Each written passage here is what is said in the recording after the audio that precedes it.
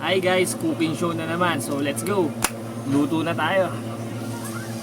Yo, what up? New day, new video na naman tayo guys. So ngayon magluluto tayo ng hindi ko alam kung anong tawag dito, basta bahala na kayo.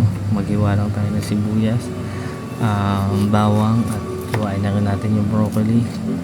Nakakita kasi ako nung mga lulutuin sa rep natin. So ayan, medyo matanda na nga or medyo pabulok na yung ating broccoli. So lutuin na natin.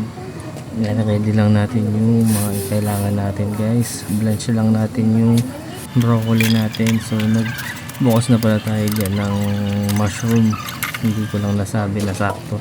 So ayan, sinalang na natin, nilagay natin sa tubig na may yelo yung broccoli natin.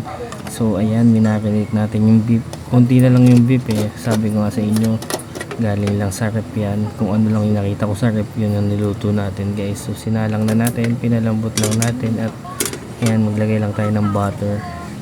Magigisa na tayo guys. Ayan, bawang lagay na natin, ilagay na rin natin maya maya sibuyas. Pagtapos natin halu-haluin o tostahin yung bawang. So ayun, nilagay na natin yung sibuyas natin guys. Ayan, halu-haluin lang natin. Susunod na rin natin dyan yung beef natin guys. Ayan, beef yan ginamit natin dyan guys. So ayan, ilalagay na natin siya, haluin lang natin, dagdag sa pampalambot din yan guys. Ayan, yung sauce niya. Yung marinated pala natin guys, ginamitan natin siya ng cornstarch,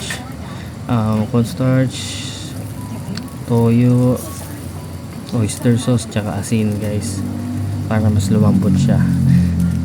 Ayan, oyster sauce, sukal, tsaka yung ating broccoli guys.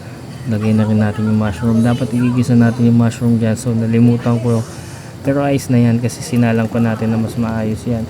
Tinakpan uli natin. So ayun, almost done na tayo guys. Mabilis lang tayo magluto.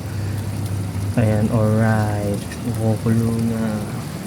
So ayun, almost done na nga tayo guys. Sabi ko naman sa inyo, mabilis lang to. Hindi ko alam yung tawag dyan, pero kaya na humusga guys. Nagluto lang ako kung ano yung meron sa ating rep at magagamit natin sa bahay. Kaya yung ulam natin for the day, for the night pala, sorry. Thank you, yun lang. Peace out.